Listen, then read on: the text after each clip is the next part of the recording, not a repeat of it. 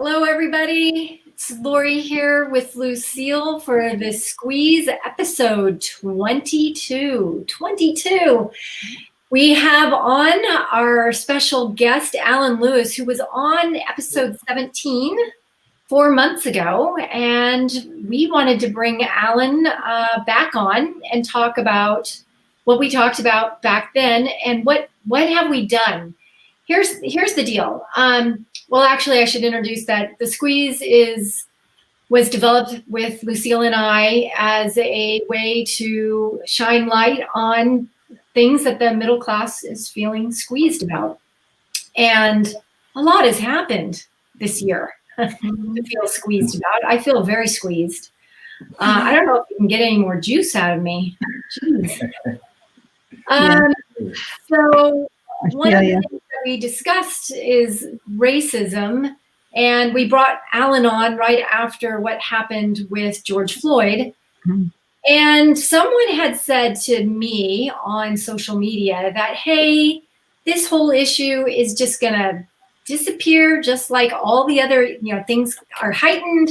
We all talk about it, and then you're just gonna be posting your lunch in 4 months. So we wanted to do this again because I am not just posting my lunch.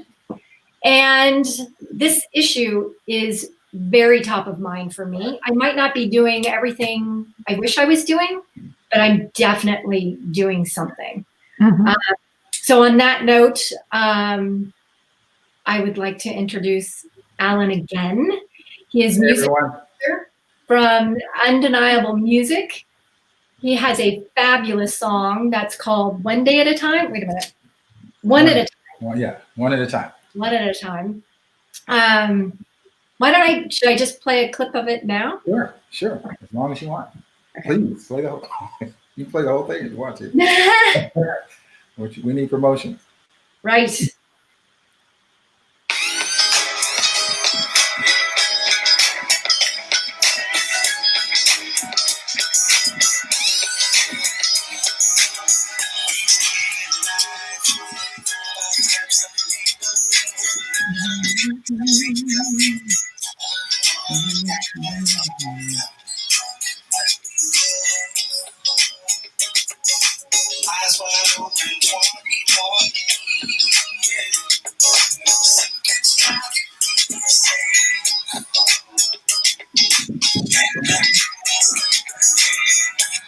Lucille, can you hear the words?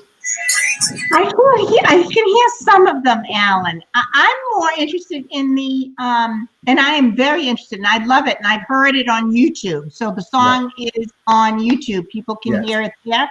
Yeah. We can put the link in. Okay. Yeah, we'll put the link in. I'm really interested in your inspiration for the song. Okay. Well, let me go with the first verse. And some of the lyrics. The lyrics, just round and round and round we go. Eyes wide open, 2020. Something's driving me insane, and I know it's not a game. Craziness is all I see, and it's got the best of me. All alone I feel sometimes. Don't know if it's worth it, but here's how I approach it each day. Each day in life, all types of people, I take them one at a time. That is beautiful. That's all we've got is today. Yeah, I love that. And that's so true. We can only take it. And this has been the craziest, as you said, Lori. We never could have imagined the major issues that were going to arise this year. Yeah. And it's all we can all do to take it one day at a time in each person individually. Yeah. I mean, as Lori said, this year's not over, and we all feel beat up, beat down, and abused. That's another lyric from the song is that we feel confused, beat up, beat down, and abused. It's just true. When I recorded that and put it on YouTube, that was April. I had no idea how significant this song was going to be today. I mean, go ahead. Please. No, I was going to say that it's true. And we all, I mean, at least I know I do. Well, I'll speak for myself. I feel absolutely beaten up by the issues of the year. And I can only imagine, you know what I mean, what, you know, people, you know, the Black community is feeling and all of that. And, you know, we talked a lot about that in our episode 17. Right. But, you know, but now we're here 4 months later. Right. The country is nuts. So your song, Alan, is so timely, and I hope everyone listens to it. Yes, yes. We're going to do everything we can to promote it and really get it out there. That's the song. You know, after 3 years of working on songs, we got a lot of good music, but it's unanimous now with my guys that this is the one. The time is right. You know, timing's everything. So we can get, you know, the objective is to get this one really out there so that we pique the interest of the rest of our stuff. I really like the remix. You imported that, and you can correct how, you know, I'm not a music person, but how you put in the news clips yes. about COVID. Yes, right? And it's in the one on YouTube too. That's in good. There. It's just cleaner, you know, this particular version. It just really seemed in the forefront when I heard the remix, and I'm like, this song is so relevant. Okay, so how do you get this music out there? I mean, what do we need to do? I mean, we can share it. Well, everywhere. We're doing what we can just to get it out there as far as social media. You guys are welcome to play it any and every time you come. Okay, good. You know, things like that. I mean, I'm asking for your help, really. Any and everyone that wants to. It's just one of those things that needs to be heard. You know, everybody. It's not the way it used to be, where you sign with a major label, they put it out, and it's controlled like that. So it's really just about hearing it. If you like it, send it to someone else. That's how it kind of really works right now. You know, and then you know, when you have enough listeners and followers, then that's when things start to happen. So. What is now on YouTube? What's the name of your channel? Well, we don't have a channel yet, but under that song, it's Al, A-L, then capital L-E-K-R-U, LeCrew, the name of our old group, Lewis. Yep. You'll see it under that, and you'll see the logo for Undeniable Productions as well. So, and as we said, we'll put the link too. Yes, you know, in the in the show notes. But yeah, we'll do that. Lori and I can definitely help on that account. Well, I so appreciate it. I really do. I mean, you know, as you can tell, our hearts are in it, and it's a great song. If I don't say so myself. Yeah, I think it's a lot of people right now. A lot of people. Yeah. So where are we right now? I mean, we are 26 days away from a really important election, and Lori and I have spent the last 2 shows. Oh, Lori has her ballots there. Yeah. Everyone who can vote has a ballot in our house. Yeah. I mean, we've been given plenty of reason now.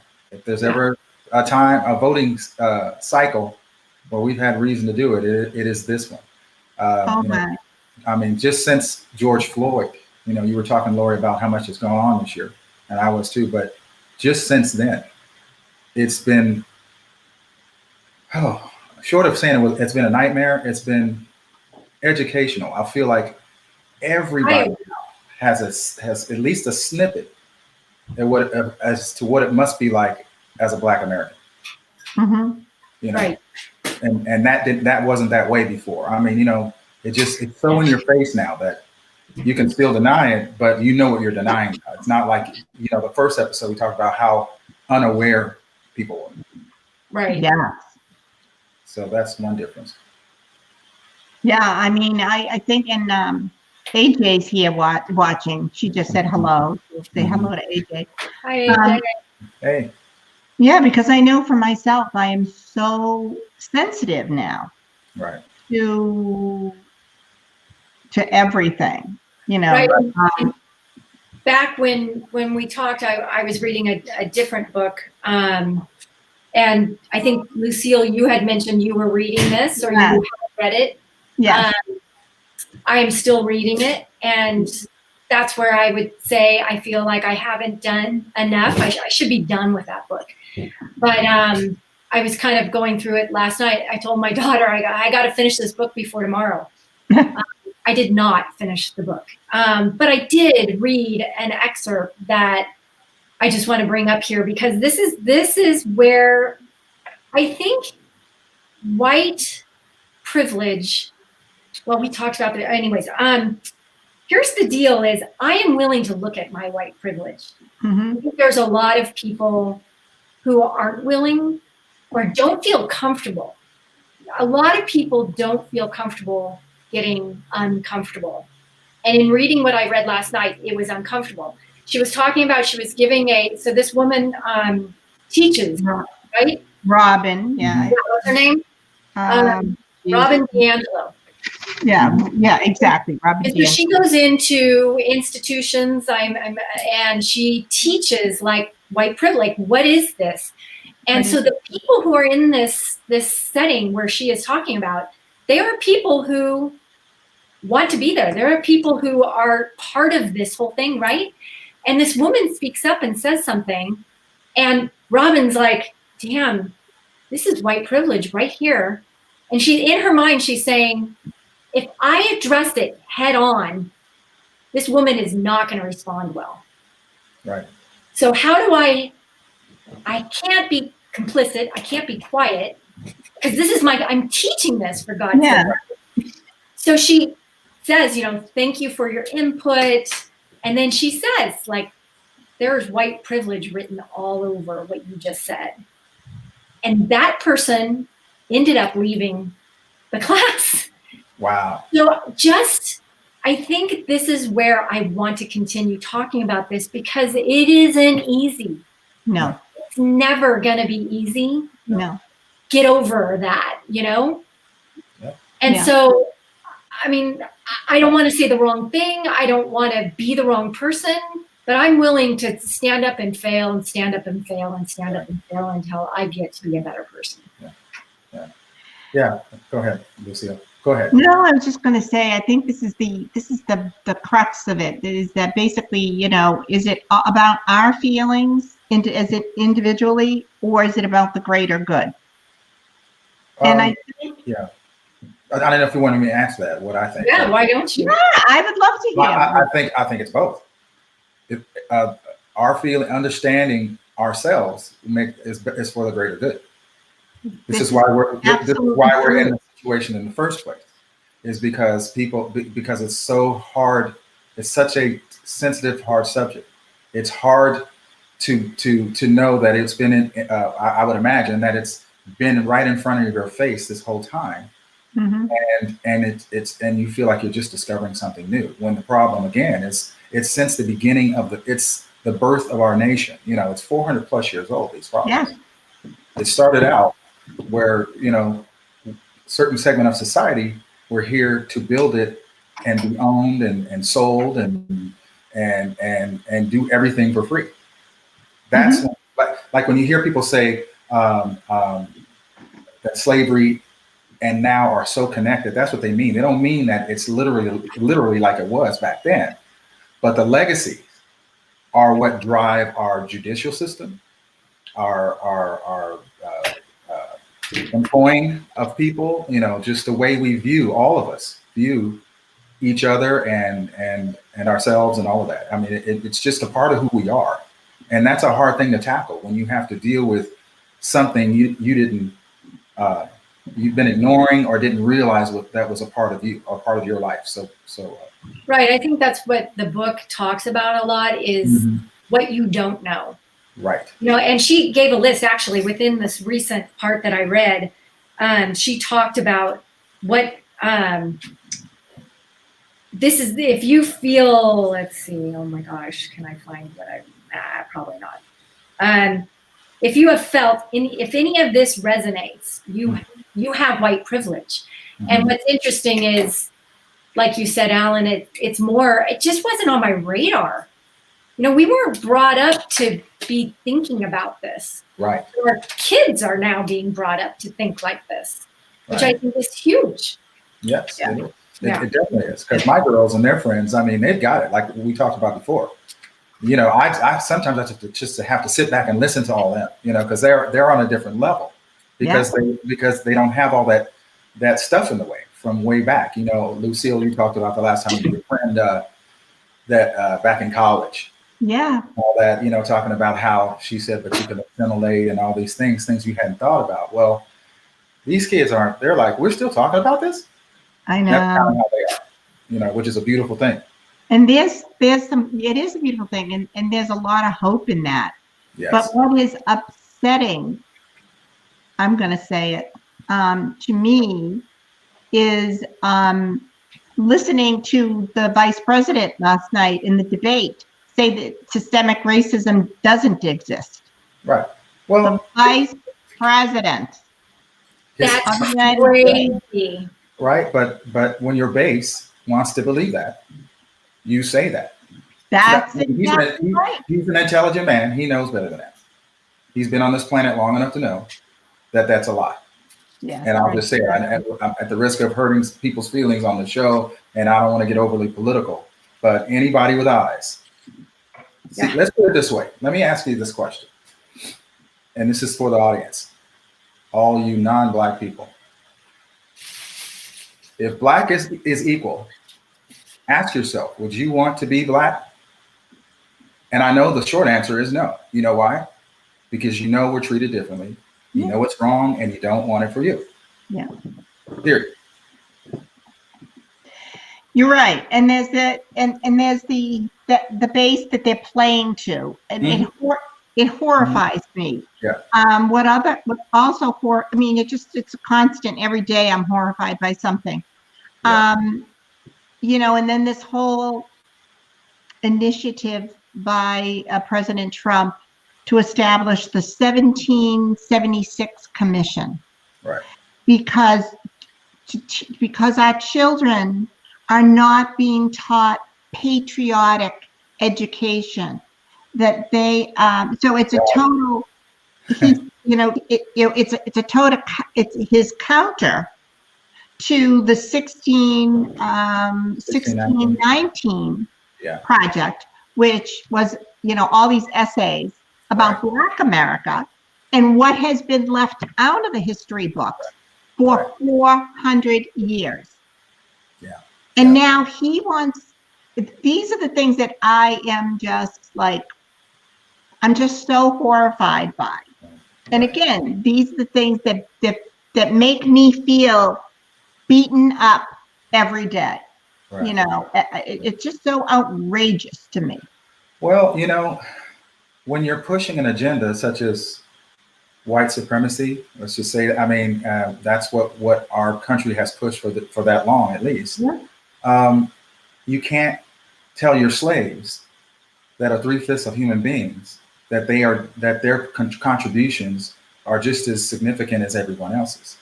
You can't, and you definitely can't let white people know that, because how do you justify them being slaves or being treated less than or second class as a second class citizen? You can't. So you have to dehumanize. You have to do all the things that have happened. You have to not be able to see a man being tortured to death with, say, George Floyd for 8 minutes and 46 seconds. You have to train your mind to not see it that way. Well, what was he doing? He had counterfeit money, you know, whatever else the case may be. Clearly, he's not into counterfeiting. No, you won't only have one counterfeit dollar or 20. You know, you're gonna have a roll of them. So he probably didn't even know he had it. And so if that's one of the reasons, I'm just trying to shoot that reason down. You know, this guy had $20, he thought, you know, and he died. Right. Was killed. And we have seen it happen many times since George Floyd's death. People who are out people who are out just jogging, or people who are just sleeping in their beds. Yeah, or everyday things, and we're still seeing people killed. Yeah. Now, I think Kamala Harris made a very good point last night. I want to just say this: bad cops do not serve good cops.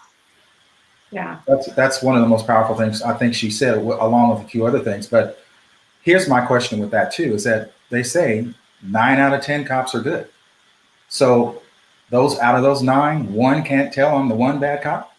It's up to the good cops. Right. It's not up to us to clean up the police force. But it It's is not up to us. But it is up to us to speak up and put the pressure on them to do the right thing. Hence protesting. Yeah. You know, and sometimes protesting turns violent, but that's not the violent act that started this. It's the killing of an unarmed person, Right. Innocent person, most of the time. That's the violent act that starts anything else. You can't tell me how to protest if you killed my cousin for jogging. Yeah. You just don't. You don't get. That's how a lot of times we feel. It doesn't mean we want to go be violent, but your anger and frustration level is so high because you keep seeing it and it keeps happening, and now it's hit your family. You feel like you're not heard. And you feel helpless. You can only go so far. Right. So I'm gonna get your attention some kind of way. Go ahead. Okay. I just wanted to note, and I regret right now that I don't have the source because that's so important right now. Well, you put it in later. We'll put it in later. Mhm. But believe it was the FBI that just came out. I follow a woman, a reporter on WBUR. It's the NPR station here in Boston. Yes. And she put out this tweet that this report from the FBI, our intelligence community, had come out to say that the Russians, their goal is to divide us. And so they are stoking the flames. So you hear like the vice president come out and say, oh, the looting, you know. Right. Well, you know,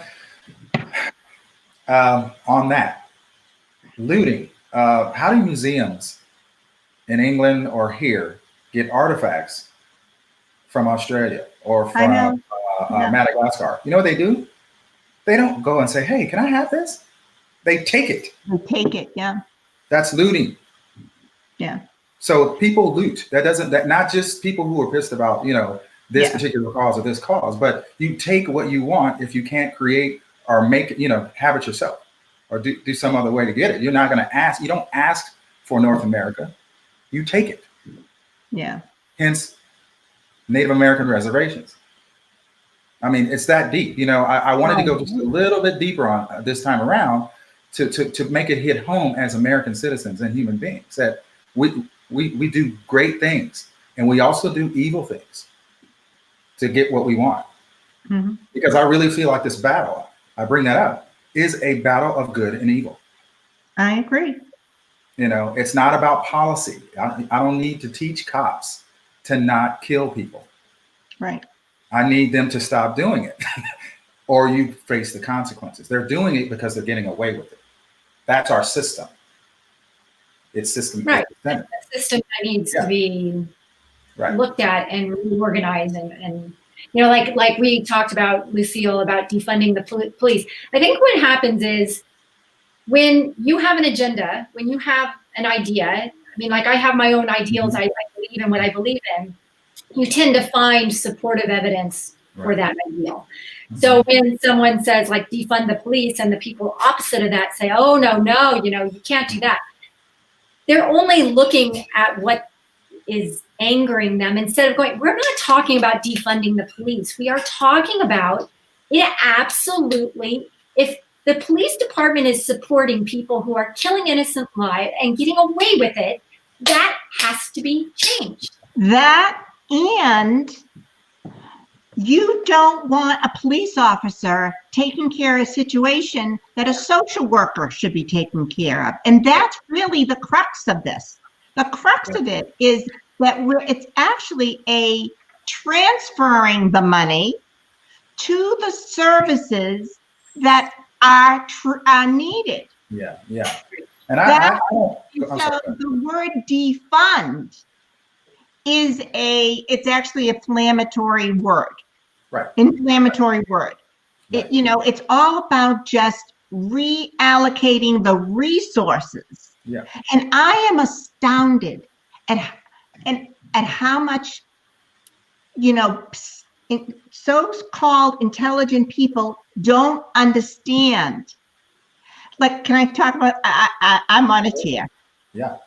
The other thing, when the president has been crazy signing all these executive orders, an executive order is not law.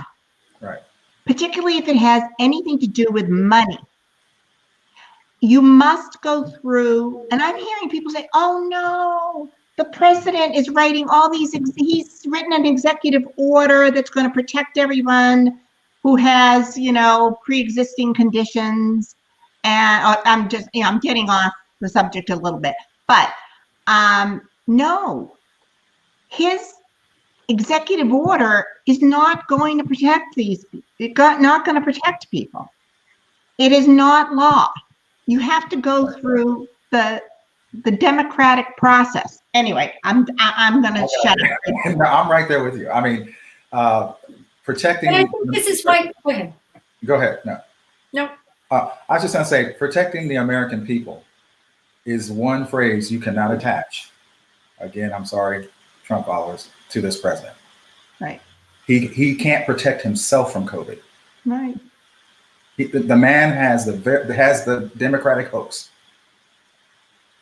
because of how he chose to live his life and how he chose to so-called lead us. Yeah. So, it's to think that he is going to, do the right thing and he's about division. He's not about unity. Yeah. I'm sorry, Yeah. Laura, go ahead. You have. And I think that's just it. Is he just keeps stoking that? So it's interesting. Christy mentioned, what 9 out of 10 are good cops. That's a horrible percentage, right? Because if you're talking, thousands and thousands of people, that is. I agree with you, and that's why we're asking for reform.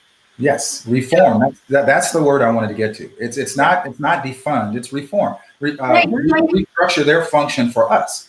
Right. So I think the key, and then AJ makes a couple comments that I want to get to, because I think this is the issue, is when you start using words that divide people, like defund the police, right there, it's inflammatory. You've got people, I'm on this side, you're on that side. Yeah.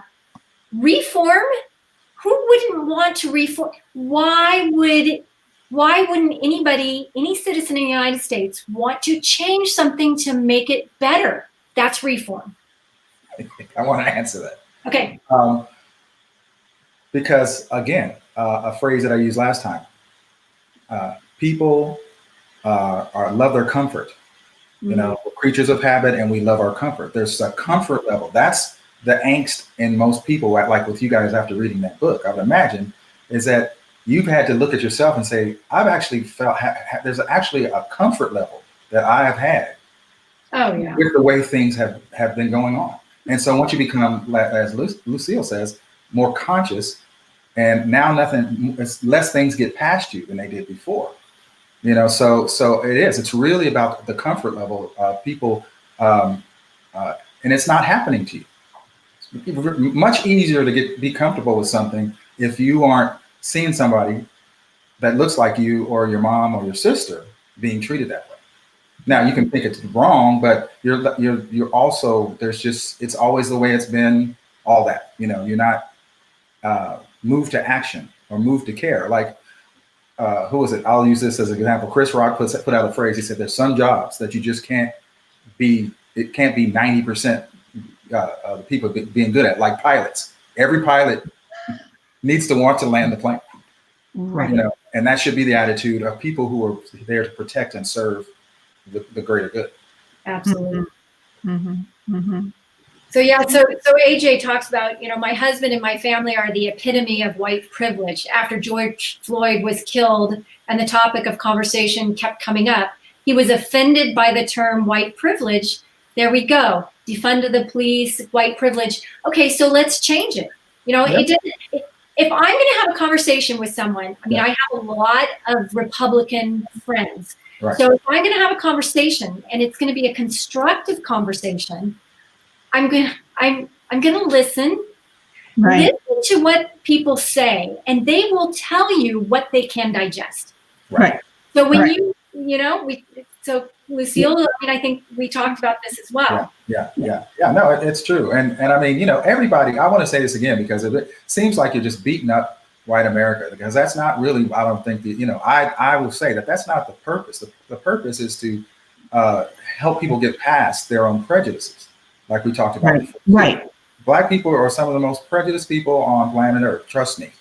I've heard things that will make your skin crawl, so, but it's about, if we're going to get to what we have in common and why it's so important for everybody to get equal treatment under the law. Because as you can see, the things that you're upset about, some of your friends you're talking about looting and rioting. Well, people are only trying to survive a situation where the cards are stacked against them. Yeah. So how do you tell them how to do that when you won't even acknowledge that it exists? Right. And Alan, when I say looting and rioting, I mention it because the vice president brought it up yesterday. Right. It's a talking point. I am not sure if the cause of the looting and rioting is, I think there's a possibility it is coming from outside of the United States. Yes. United States. Yeah. Like I said, the FBI has just released a report saying the Russians are actively involved in our election this year. They are trying, they are trying very hard to keep the division. Right. No, keep the fear level high. Yeah. Because it benefits your agenda. Yeah. And we have a president who also won't even, call out the influence of, other countries, the Russians. Yeah. Well, he will call it out. He will call out the things that are detrimental to all of us as a country when it comes to violence and needless violence. Just like, let me say it, put that out there. I'm not advocating any type of violence, but you can't come to me and tell me not to loot and riot and not in front of 70 million Americans, find a way, 5 ways not to denounce the KKK. Yeah. The most dangerous terrorist group in the United States. Right. So you can't have it both ways. No. It's just that you just can't. And that's all they wanted him to do, is say, these guys are bad, they're anti-American, all those things he would not say. Instead, he gave him that little dog whistle. But I think that's where that supports their narrative. So they take that and they make that to be the 90% of what happened. And that's why I loved that the people I know of all races, all colors, everything, just humans who love humans, went out and protested and gave reports that this was positive protesting. It was peaceful protesting. Yeah. And what I found in social media was that started to be at the forefront, then the news exacerbating the bullshit, I'm sorry, that was going on, because they're sitting there saying this was the majority of what was going on, and it wasn't. No, that's just it. There's no way it would be, because if it was that, you'd really had to bring the military in, not to come and shoot rubber bullets at peaceful protesters, but to really get a handle on those cities. It wasn't that. It was mostly, they've even put out a report that 93% of all the protests were very peaceful. Right. But if you listen to certain news, it's 7% was peaceful and 93% was violent. Yeah. Everybody knows that's not true. You wouldn't be able to literally leave your house if that was the case. So, am I interrupting you all set? No. Alan? Okay. No, so Lori and I were talking about, okay, so what have we done in the last 4 months? What have we done? And so I would have to say that, being very sensitive and very aware, and I'm, continuing to listen. But right now, all of my energy is in getting people to vote Absolutely. Because if we're going to have a chance in hell to solve some of these very deep issues, we need new leadership in our country. No, we just need leadership. I'm sorry. Right. No, but you're right. It is. It's all of that. We need it. And we need to stop blaming, and we need leadership. Yeah. And to answer your question too, Lucille, I think the first thing is this conversation is vastly deeper and getting to the bottom of it more than the first one, because everybody's consciousness level has been raised. So that has what's happened over the last 4 months. You saw, like you said, George Floyd, everybody hoped and prayed in their hearts that would end this. No, it actually escalated things. And I'm sorry to say, you're going to see more. Yes. I don't know when this is over. You know, again, this is a 400+ year old problem. So, well, this is interesting because I was driving by some, like, I don't know, what we're noticing in our community is when the cops are called, like the entire police force shows up for something. I mean, we just had, I don't even know, my neighbor, something happened. I think they had to go to the hospital. But there were 6 cop cars here for that. Yeah. Because at least in my community, there's not a lot going on. Yeah. And they're bored. And so they show like, hey, we heard the call. We have nothing else to do. Let's just go. Right. So I'm driving down the road and I see a Black person on the side of the road. And I would never normally do this. I'm watching. Like, what's going on here? Are the police doing the right thing? Are they abusing this person? Because I will stop my car. I will film it. I will do something because I'm not going to be quiet anymore. So when you say, what have I done? I've done it a little bit here, a little bit there. I'm listening like crazy, like Lucille said.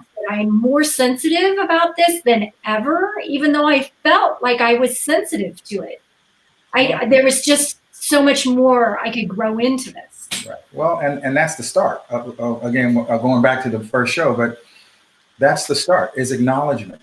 Acknowledging that the problem is real. It's not in your mind. Remember that pyramid you showed Lori the last time? And right. I loved your candor talking about how you, as you got all the way down, start going down the pyramid, you were having more and more of a problem believing that it was, a part of the whole thing, of the whole pyramid. And a part of me. Like, there you go. There you go. And so for me, that's all I want to ever hear from anyone, is that you're more aware of things. But we all have to check ourselves. And I will say, I mean, if you're on this end of it, there's a lot of talk about African Americans not taking responsibility for their lives and all those other things that justify what happens to us sometimes. Nobody's more tired of talking about Black people than Black people. That's why it's so important for white people to come forward and talk about this, right?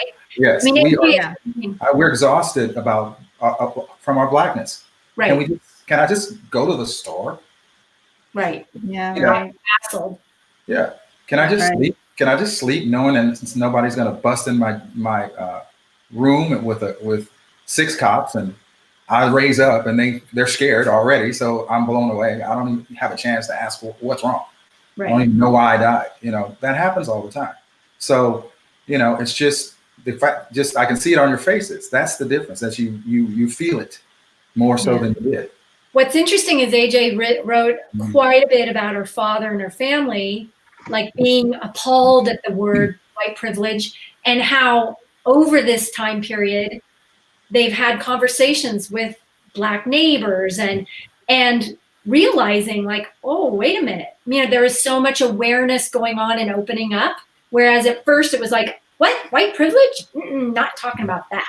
So that is good to know. Like Lucille and I talk like, why are we doing this squeeze? Why are we doing that? Because we're doing this because we've got to make a difference. We have to speak our truth. And if what we're doing helps a handful of people become more aware of any of the discussions that we have, we won. It's a personal journey, because and that's the thing is, like you say, you want to help as many people, but you can't. And it's not really about helping them. It's just giving them a different point of view. They're going to help themselves with this if they want to. Not everybody. That's it. Yeah, It's I mean, a choice. It's a personal choice.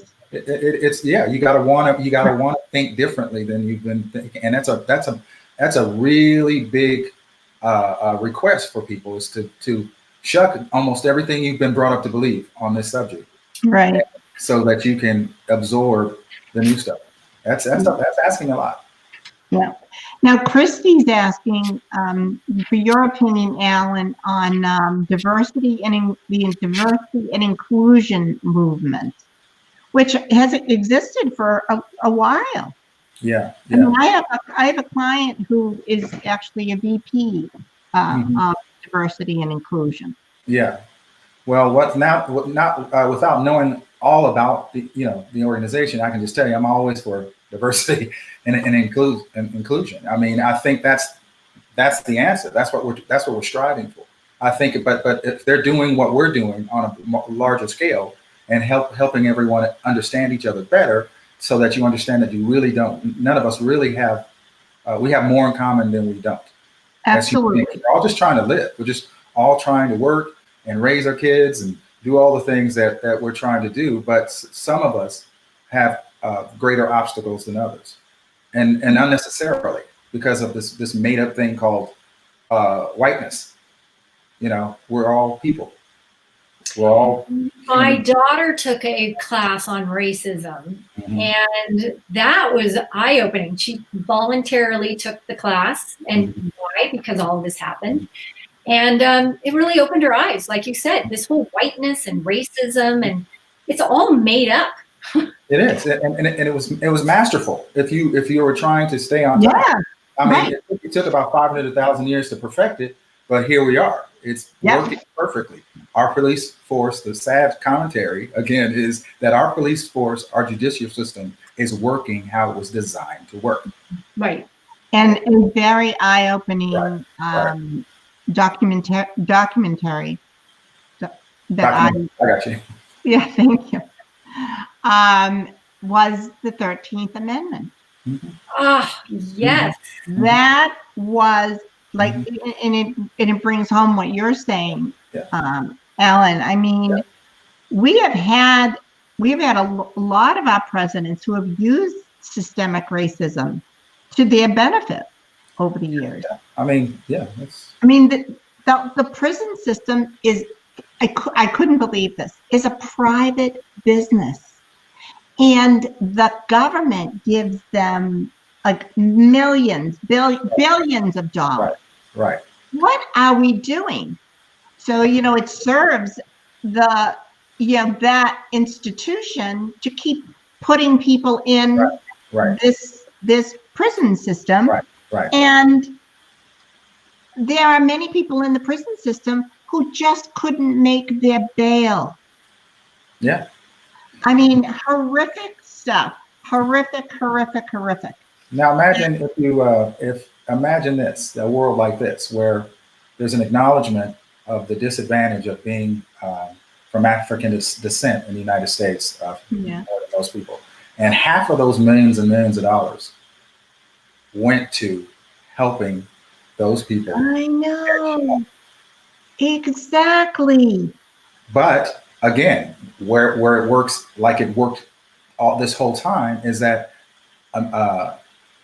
people can't wrap their brains around it or deal with the possibility that there won't be somebody considered less than, or we're set up this way for all of us to believe that. So if white people believe it, you best believe black people struggle to not believe it. Right. It's a power thing. People are afraid of losing power. Mm-hmm. That's it. And we've been programmed to think that just because someone else gains power, we're going to lose power. Maybe if all minds, like right now, this is a very powerful conversation because you've got 3 different minds from 3 different backgrounds. Yeah. I mean, so simple to me. I mean, I hate to. It's so simple. It really is all about fear, right? Yeah. And if we just get over our fears, I think my spirituality is what really brings me to understand that this issue is about, our internal struggles, and our fears that we have. Right. And I mean, I love people, and I want all people to succeed. And I'm not the type of person to step on someone to do better. Yes. Right. And I think if we all work on ourselves to do that work, we would be a better society. But we're not all working on ourselves. Yeah, well, and just it's just hard. It's a real hard. People they love their comfort. Anything hard that you think's not affecting you, but it is affecting you. Looting and rioting is at the top of the list for Mike Pence, because that's the only thing that could potentially affect his life on this subject right now. Well, it also instills the fear in his base. Right. That's right. And they're like, oh my God, yeah, I've got to vote for you because Yeah, and it's profitable. Racism is profitable. White supremacy is it's about money. It always follows money. It is. It's crazy. Slavery. I mean, we were the first commodity on the New York Stock Exchange. That's how deep it is, you guys. Yeah. I'm in the South, just those words. Yeah. Painful. I'm in the you can go to like Savannah or any port city, around where I live in Alabama and different places, and sometimes you can almost feel it still. The ship arriving and people going on the block. I believe that. I believe that. That's a lot of energy. Yeah. I'm talking on a spiritual sense. Absolutely. And that energy is hanging around because we have not resolved it. Yeah. And I think a lot of the base of the fact that we haven't resolved it is that we talk in business about the scarcity or abundance reality. I think our country has lived in a scarcity. Definitely. Yeah. If we give everybody equal, true equality, someone's going to lose. Well, that's because that's how we've been brainwashed to think. But and I would say, I think, just to bring it home even more, I would have to think that if you have any idea how your privilege is on the backs of other people, if your fear is that when those people do get power, they're going to do the same thing to you that you did to them. Let's just be real. Yeah, exactly. And that's not. It doesn't have to be that way. It has. It's going. That's why it's taken so long. Because short of a real civil war, which would not really change anything, it wouldn't change hearts. It would just be a lot of death and destruction, and people would be more polarized. So that's this gradual thing. I mean, trust me, I wish it was happening faster, but it's taken a while because good things do usually. That's right. Good things do. And here's something I'd like to address, because Christy mentioned this, and she's like, just being uncomfortable isn't enough. And she's saying, she hasn't done much since the last episode, but here's why she hasn't done that. There's a couple things. She had major health issues. Her husband did, and so that just derailed everything. That, like, I'd like to do this and I'd like to do that and I'd like to do, but what she had to do changed.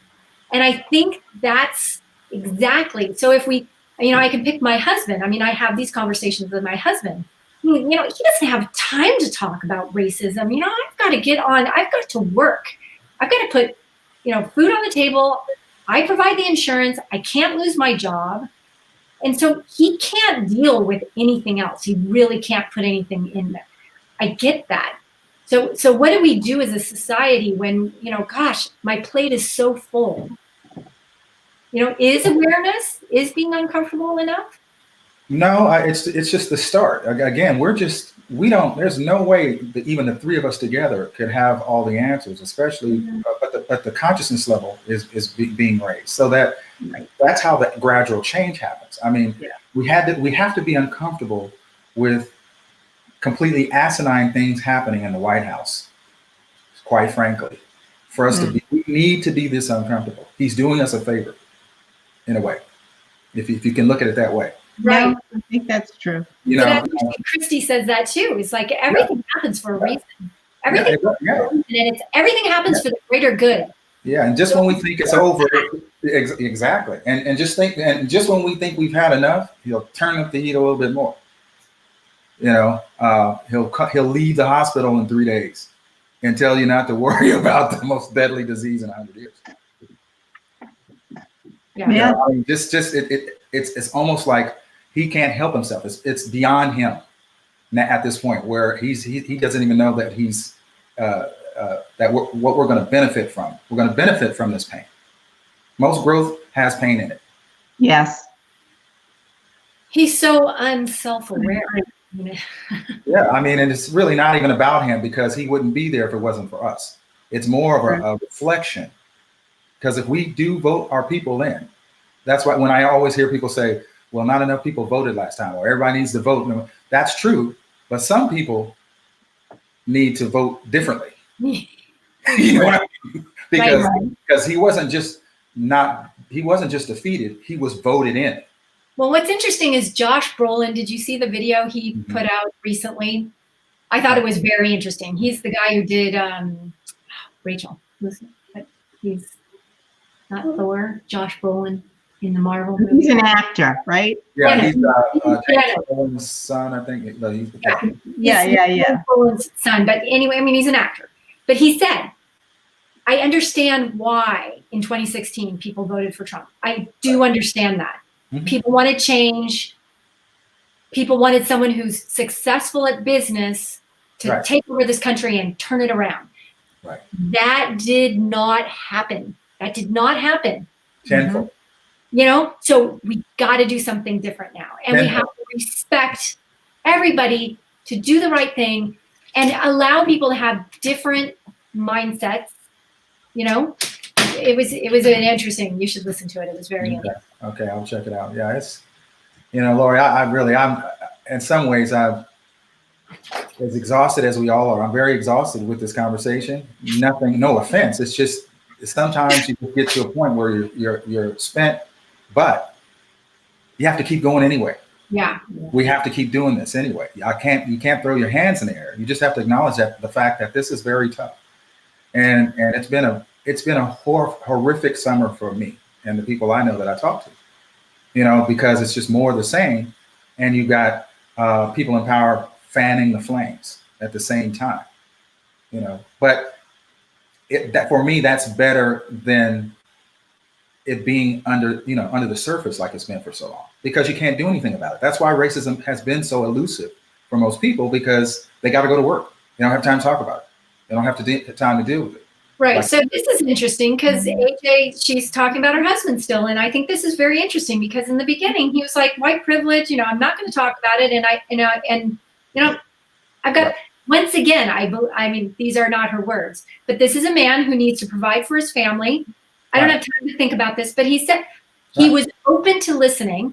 And it says a big eye opener for my husband was when his basketball buddy told him he has to put on his suit again after playing basketball because he knows as a black man, he may get pulled over for driving a Land Rover in basketball clothes. Yep. You know that feeling. Yep. You know, and white people don't know that feeling. White people need to know that is a feeling you guys have. You know, living in fear. Yeah. Well, and you know, just to put that on your plate, let's say, let's go back to the man who's a husband and father and providing, and he's got the insurance, can't lose his job, and all this other stuff. Well, just pile on. What are the cops behind me going to do? Am I going to live through this? But pile that on the to-do list for that man. That's the difference. Is that, you know, we've got to do all that too. We've got to do everything that man said he has to do, but we also have to do this. Right. And we don't want to, but we have to survive. And it goes back to your question. Right. Do you want to be a black person? Hell no, they don't. No, right? because you see that's what makes me know you really know what's going on. Right. You just don't know what to do about it, or don't care enough to make the changes from within. Because that's what we keep going back to that. We can't, it's going to be collective. There's not one or 100 or 1,000 things to do. It's What everybody side having of a different mindset. history do you want to be on? What side of history do you want to be on? Right. Right. I'm going to be on the caring, loving, help my fellow Inclusive. man. You don't have to agree. You don't even have to like. I don't even want to be liked. I just want to be left alone. Can I be that husband, father, friend, cousin, son, or whatever, and do it to the best of my abilities without the cops or society having their foot in my ass at the same time. It's much harder to concentrate Right. on the things you need to do when you've got that too. You know, it just is. I'm just being candid. People want to learn. That's in a nutshell, the difference. Right.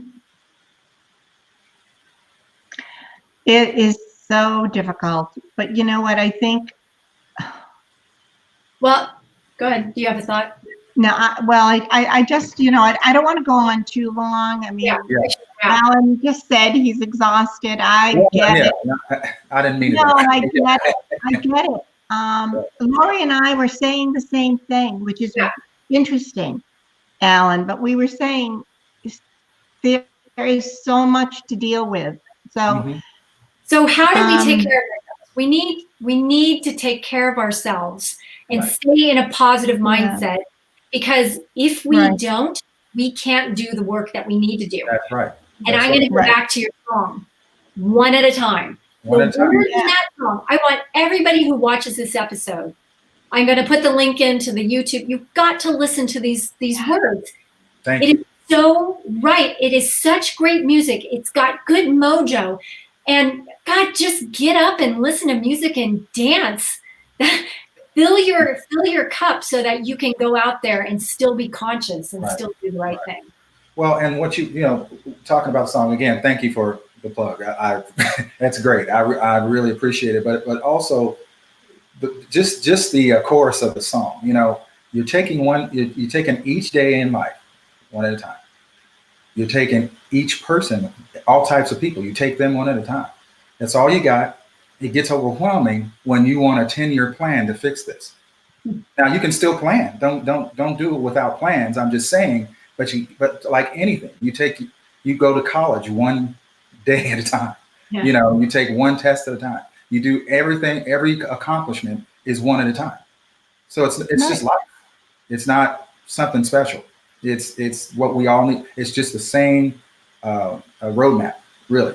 And you'll run into obstacles. You'll get tired. You'll do all the things. You'll get frustrated. You'll want to give up, and then you talk yourself back into doing it again. Same things, same principles.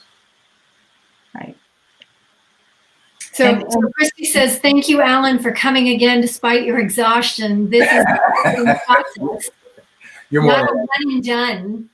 I appreciate seeing and hearing you again, so I can renew my commitment to be part of the change. Thank you so much. Thank you, Christy, because, and I please don't be offended by my exhaustion. Part of that is I didn't sleep very well last night too. So, but also just, I get it. And I appreciate you hearing me, if nothing else, even if you walk away with not even more of an understanding of what I'm trying to say, that you listened, because that more than talking is one of the keys as well. Hearing what other people have to say and pondering it, even if you come out of it going, oh, that's bullshit, but at least you gave it a chance. Right. I like that. Right. And so we'll say, listen, reflect, take action, make sure you vote. And listen to some inspirational music. Absolutely. And whatever else you do that makes you, that inspires you. And just one more for me. Can you just be kind? Can we just be kind to each other? Like open the door for somebody. It doesn't have to be a man opening the door for a woman. It could be a woman opening the door for a man. Just smile more. Just those little things that you never know what it does for I know I sound like a 1970s folk song. Not at all. But really, those songs were put there for a reason. Those songs came out during the Vietnam War and the Civil Rights Movement, to remind you to smile and be nice. Right. Be a good person. Yes. Go to sleep at night and be a good person. Yeah. So just don't forget that every day. All right. Exactly. I think All that right. is a great way to end this, Alan. And thank you again. We really appreciate your time and your friendship. Thank you as well. I couldn't say it better myself. You guys are wonderful. This has been great. You guys have definitely enhanced my life. So thank you. Likewise. And it's great. It's great to know you. Well, thank you. So I'm looking forward to the release of the song. And all right. All right, Have guys. a wonderful, wonderful day. You too, and enjoy the weekend. Thank you. And until next time, I'll put a question mark. There we go. Okay. We All right, will be thank you. on again October 22nd. I believe that's the next day for the squeeze. Okay. So anyway, take care. Everyone vote, vote, vote. Vote. Yeah. Vote. All right. Thanks Take care. again. Thank you Bye-bye. so much. All right. Bye-bye.